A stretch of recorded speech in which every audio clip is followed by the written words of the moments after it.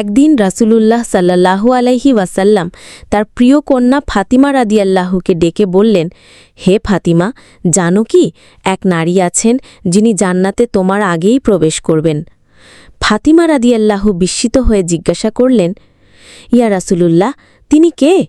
রাসূল সাল্লাল্লাহু আলাইহি ওয়াসাল্লাম মৃদু হেসে বললেন, তিনি একজন কাঠুরিয়ার স্ত্রী, গরিব অথচ আল্লাভীরু। স্বামী অসুস্থ হয়ে পড়ায় ঘরে একদম খাবার ছিল না।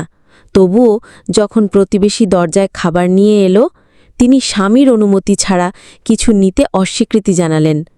এমনকি 5 দিন ধরে অভুক্ত থেকেও তিনি তার স্বামীর প্রতি আনুগত্য থেকে এক চুলও সরলেন না। 6ষ্ঠ দিনের দরজায় এলেন এক জ্যোতির্ময় পুরুষ। তিনি ছিলেন জিব্রাইল আলাইহিস সালাম। তিনি বললেন, তোমার স্ত্রীর ধৈর্য আর আনুগত্যে আল্লাহ এতই সন্তুষ্ট হয়েছেন যে তার জন্য জান্নাত প্রস্তুত হয়ে গেছে। রাসূল সাল্লাল্লাহু আলাইহি ওয়াসাল্লাম ফাতিমা রাদিয়াল্লাহু এর চোখের দিকে তাকিয়ে বললেন, হে ফাতিমা, দেখো, স্বামীর সন্তুষ্টি আর বিশুদ্ধ নিয়তেই লুকিয়ে আছে জান্নাতের চাবি।